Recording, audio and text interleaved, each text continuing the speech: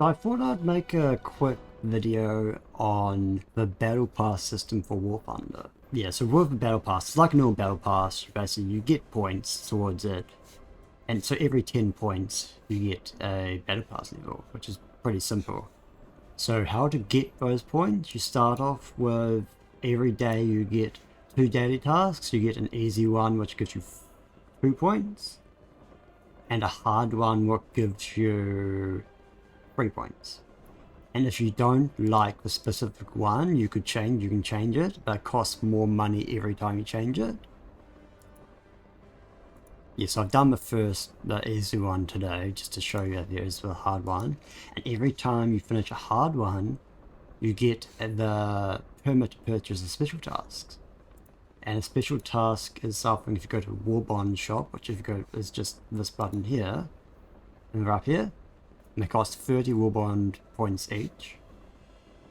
And you can, so I've got one available for purchase and I've completed 3. So I can purchase that. And then when you purchase it, you basically get to choose which one you got. So you've got realistic battle and arcade battle ones each. So going from all of these, I'd probably be, the easiest one for me to do would be activist one. It just requires 7 battles with high activity. Also wins. You can also reset special tasks, and every time you reset them, you get that choice, you get to choose from all. So if we just reset this, so you get to choose again from everything. So this is assist, activist and that, and activist that. But then when you reset one of the daily tasks, you only reset the so if we reset this one, it will only reset the naval one. So yeah, so this is still the same. At least with the special task, you only get one task, but you have to choose which one it is. And with daily tasks, you get 3 separate tasks, but you can only do one of them, if that makes sense. So you can't do both this and this. You'll do one and then the rest will just go away. So this is the one I finished for the normal one. And so that's basically, you can get 10 points a day just for doing that, so that's 1 level a day. You can also get every time you, like if there's daily login as well, where you get a reward, but you get, the amount of points you get is different. It starts off giving you 1 point, but towards the end of the actual battle pass, you eventually get 5 points each daily login. And the other way to get points, which is challenges. If you go up here, so every challenge, you get 3 weeks to do it. And usually they'll cross over. So this one began in October and ends on the 17th. And then this one starts on the 3rd, so it starts, for me, it's like 1 AM today. And so yeah, so they sort of have that 1 week crossover where you can do more than one. And they do take longer to do. Like this is like setting someone on fire 80 times. And this one's just straight up getting 250 kills. Which even though they're a lot longer, you do have 3 weeks to do it. It's not actually that bad. So you can do as many of those as you can, and then usually, if you get all of them, you'll get an extra 30. Oh no, you get 45 of that. Yeah, and some of them may not be doable because you can't change theirs. Like some people just might not like playing air battles and things, or might just be like me, just be really bad at it. You won't be able to do everything, because there will be some more specific to just air battles.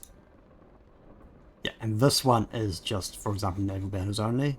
So you have to kill planes with small fleet ship. So you can't usually do all of them. Like not everyone will be able to do everything, but some people will. But they're still like everyone you can do is still good 3 levels. So that's generally how you get up to the required levels. So there's a bunch of free stuff you get, which is usually pretty good. But if you only get the free stuff, you generally you don't need to worry about doing it. Even if you do specifically want something from it, so at 38 you get a flamethrower boat. Yeah, so this one, for if you really wanted the crocodile, which is a free vehicle, you just, so this would, you'd pay as much attention as you basically got. I think it's like 3 months this one, so you get like what, 90 days to get to level 51, which actually isn't that bad if you can get your dailies done. And there's a plane at 74, and after a certain point you just start getting this war bond ones, and yeah. And these are things you can do. You can upgrade the vehicle you get to something you can sell on the marketplace. So for people who either miss out on this battle pass or don't want to grind it, potentially just buy it later. And then with the war bonds, you can usually use it to buy backups or boosts. What I'd recommend is that if you can basically get free premiums. So there's usually one sort of low tire-ish one every mode type. Maybe not usually a high one, where those ones aren't that much higher. Oh, that's a bit. But yeah, so even if you're just free playing it and you're not actually grinding for stuff, like trying to get like to here probably wouldn't be too bad. And like getting just to unlock one of these vehicles, which require 15 special medals, and then just 3k war bonds. But yeah, so I find like even if you don't have a huge amount of time to play, you can use the war bonds you get from the last pass on the next one. I'm pretty sure. Yeah. So if you got like half the war bond unlocked, because getting the middle task is actually not that difficult.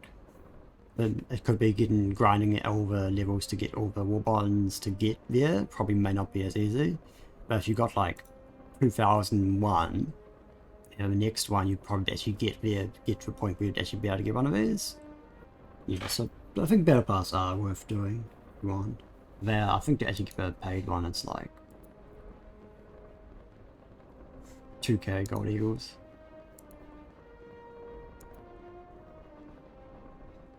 Which is like, what, 15 bucks?